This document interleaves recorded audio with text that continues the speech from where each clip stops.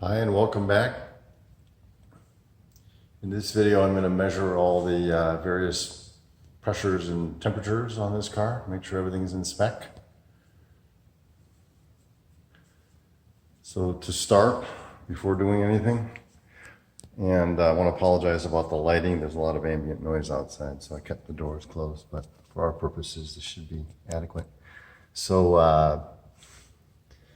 I've gotten more loyal to brand names after getting burned a couple of times. So new Bosch cap and rotor, new Bosch ignition wires from Latvia, new spark plugs. I forget exactly, I think they're NGK something 7s. They're exactly what was in the car originally. And then have on hand all the equipment needed. So give a quick tour of all that. I don't have an infrared thermometer. I'm still getting away with a meat thermometer. So we'll get the ambient temperature documented. Today it's high 70s. And that'll help us determine what to expect based on these charts. So again, an infrared thermometer will probably be better, but this does the job. And I think every suburban dad has one of these. Next, in order to verify the mixture is correct, a voltmeter with duty cycle reading, and we'll set that on percentage when we turn it on. And then an old connector from a junk car that is polarity specific, so you can't hook it into the ECU backwards. And I cut off the negative side so that I can't hook anything up backwards. And this plugs into the ECU diagnostic port. On this car, it is near the brake booster. Again, sorry for the lighting, it's right there. On a GTI, it's near the passenger shock tower, but it looks the same. So the positive side of the voltmeter gets hooked into the positive wire that I've retained here, and then the negative side goes to ground. And when the car is warm, we will expect a reading of about 50% that fluctuates from the low 40s to the high 50s, and that shows that the ECU and the O2 sensor are doing their jobs correctly. Over here I have a fuel pressure kit, which we all hear about.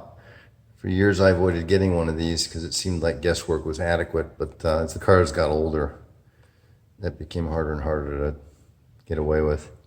I always thought these were really expensive. They're not. I paid about $100 for this off eBay, and it's nothing fancy, but it does the job fine. And then I printed a chart from the internet. The Bentley manual has what we need, but I got this one off the internet, and then I used this chart here because it says VW right there. And then for a day like today, which is near 80, you can't see the numbers, but we'll expect a cold control pressure reading from the low 20s to the high 20s PSI. And that'll, when the car is cold. When the car warms up, it'll go up to about 50 PSI. And then this gauge will also measure the fuel system pressure, and then the fuel system residual pressure. And I'll show how to do that. And then lastly, another thing that I've avoided buying for years, but was less expensive than I predicted. This was also about $100 off eBay. It's also nothing fancy, but it does the job nicely, is to check the pressures on the low and the high side of the air conditioning system. And I went ahead and got a can of refrigerant. I don't know that I need it. The system blows nice and cold. But the last time I checked this, I looked up in my build thread was 2009, so it's been 13 years. And I can't imagine I haven't lost some coolant over the years. I did completely redo the system, but you know, the definition of completely varies. So it's the original compressor rebuilt with a seal kit, new O-rings all around, new expansion valve, original evaporator, and then a new condenser off a later car, which has denser fins. to increase the efficiency with the 134A refrigerant. But these hoses are the originals. And I read somewhere that these will seep 134A refrigerant. My understanding is that the molecules of R12 are bigger and won't seep through these hoses, and that you need a special membrane hose if you use 134. I didn't put that in this car. So these are the originals, so I expect there'll be some loss over the years. But my understanding is there can be loss anyways over the years on a normally functioning system. But I'll check that, and then if you see me topping off with that can, that will be why. So I'm going to pause here and set everything up. When I return, the car is going to look like it's on life support with all sorts of gauges attached to it. But hopefully giving a little bit of a tour will demystify that a little bit. And I'll explain the readings, and if I see anything out of the specification range, I will correct it and document accordingly.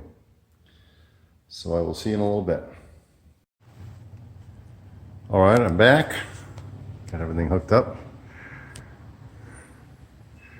So first thing, here's the voltmeter. I haven't turned it on yet, but I'll put it on this setting right here, this Hertz percent setting, and then use the function button to make sure that it's reading the percentage. And I'll read the duty cycle of the frequency valve here. So the positive lead here is hooked into this lead that goes into the plug that I mentioned earlier. And then the negative lead, I just grounded to the shock tower bolt here. It wouldn't reach the battery. That'll do the job.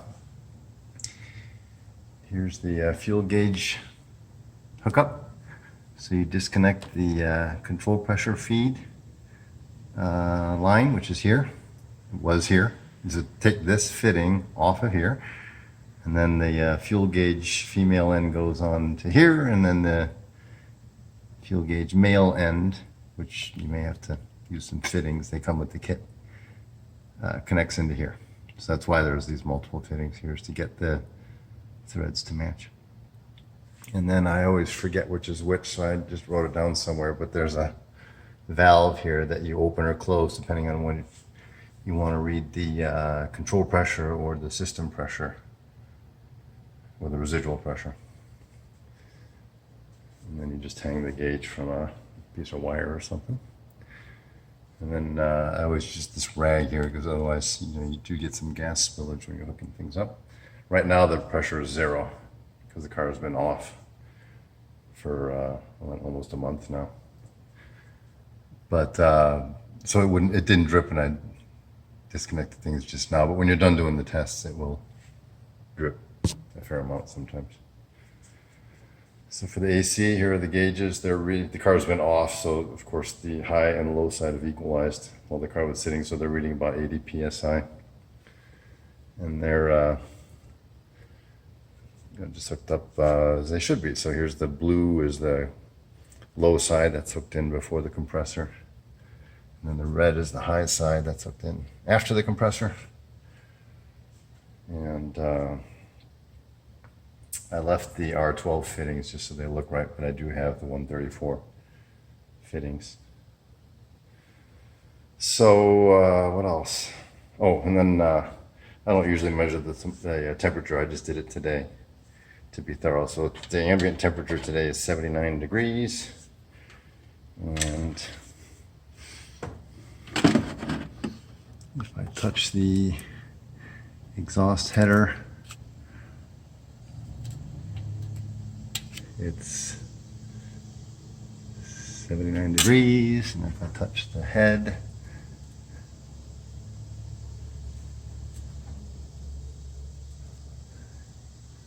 it's 79 degrees. And if I squeeze it in my fingers,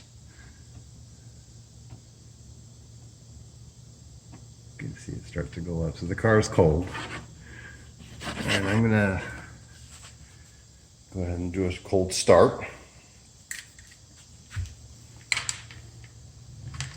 And I'll let the idle hunt around as it sees fit without touching the gas pedal. So we can see what it does. Well, before I do that, let me make sure we're measuring the control pressure. I always forget which is which. So, I wrote it down years ago. So the control pressure is the valve is open. So, the valve is indeed open. So this will measure the control pressure. And it should be mid-20s with the car cold. It's almost 80 degrees out. So we'll go ahead and start it.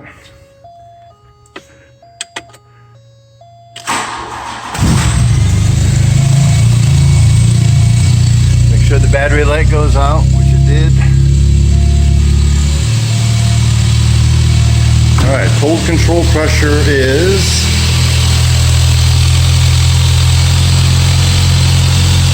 24, so that's perfect. So we'll let that warm up. We'll check the auxiliary air valve is open. It should be when the car is cold, so it warms up. So if you pinch it, the idle should come down, which it does.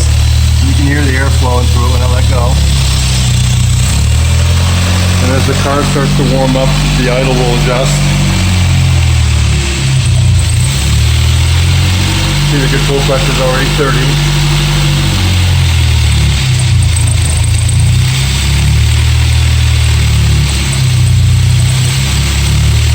Check back a little bit, see, make sure it goes up to about 50. So the AC is off, so it's not doing anything. It's still at 80 on both sides. I'll turn the compressor on and we'll take some readings.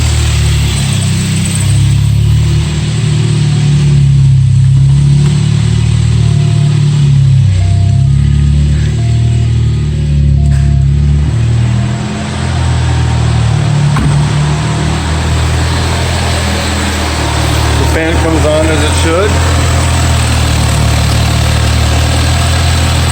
On the low side I'm reading 45, and on the high side I'm reading 150. And it's an 80 degree today. It's 80 degrees, let's say. So 80 degrees, I should be reading 40 to 50. And that should be reading 175 to 210, so it's a little bit low. Not too bad after 13 years.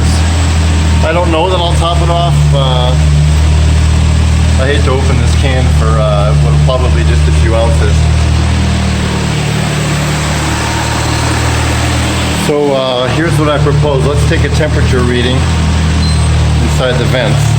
We know it's 80 degrees or 79 degrees. Probably better if the car was moving, but I'll stick the meat thermometer inside this vent here and see what we get.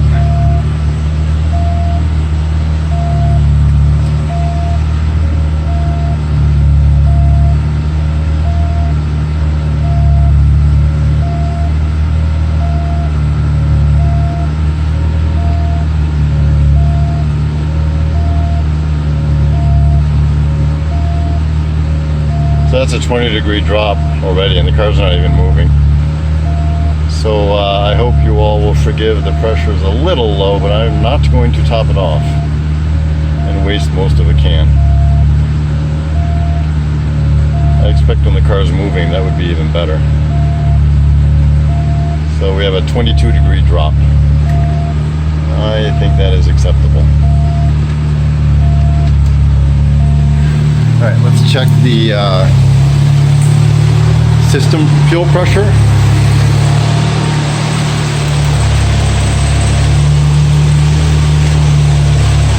Let me turn the AC off.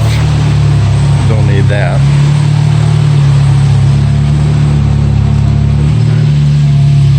See, the idle stays even. So system pressure, correction, the warm control pressure is now 50, that's in spec. And I'm going to close the stopcock. It should raise to about, I don't know, mid-60s, 70 or so. So I just opened the valve here. Or, I'm sorry, closed the valve. And system pressure is 70 psi, so that's right on the money. And then the auxiliary air valve should have closed by now, so now when I pinch it, it shouldn't make any difference. That's good. I can still hear a little airflow there. But it's basically closed. You can see the idle doesn't change.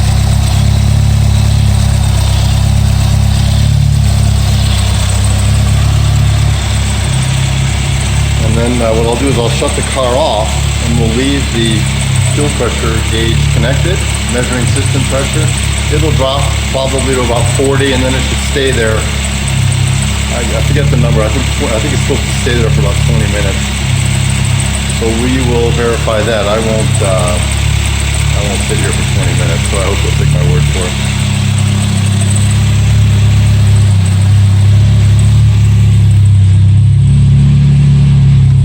So I'm going to shut the car off.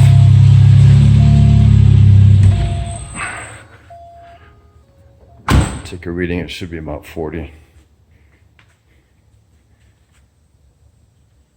All right, so I don't know, a little bit higher than 40, 42, 44. So I will let things sit here for about 20 minutes. And I will return and take another reading. So it is now 10:52 in the morning. I will check back at 11:15. I'll see you then.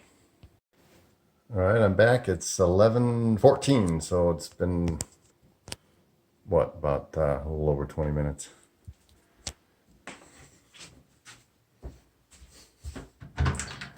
So after sitting for that time, we'll expect a little drop, but hopefully not very much. That's reading 38 psi, and I don't remember what spec is, but this is absolutely within normal limits. If there's a leak, the residual pressure when you shut the car down, it'll drop to 0 within minutes, sometimes even seconds, depending on how bad things are. So this is fine. I just realized I never took the frequency valve duty cycle reading. So I am going to start the car again, and we'll do that. I think it should still be warm. It's only been not even a half hour. So let's see. This will be a good hot start test too.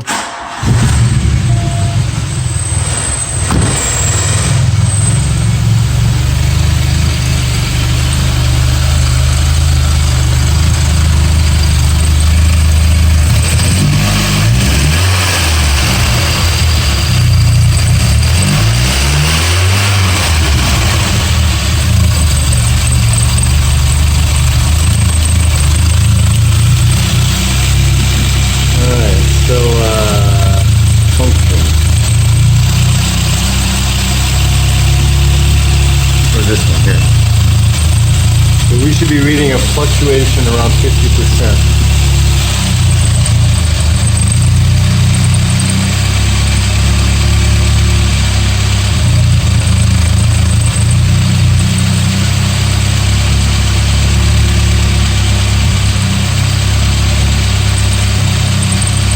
I'll say that's a little low. It's working.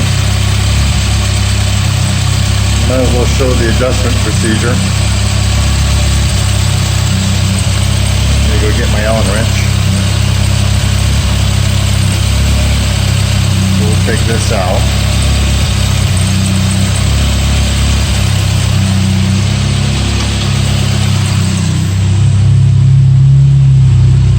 Bear with me. I'll have the car perfect before I brag too much about it.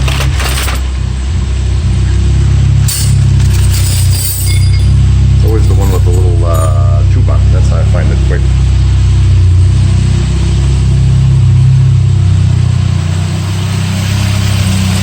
So this goes in there. Drop it in carefully.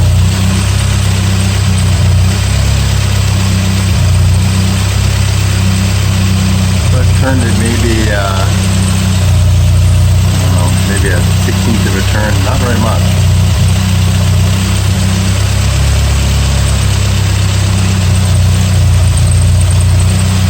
See, that's pretty good. That's what you want to see. So I turned it maybe from here to here.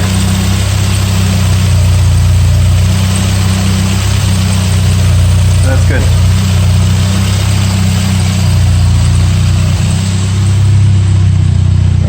motor off.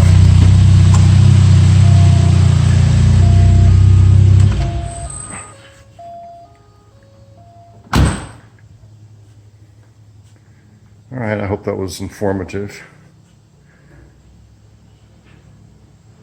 I will see you on the next video.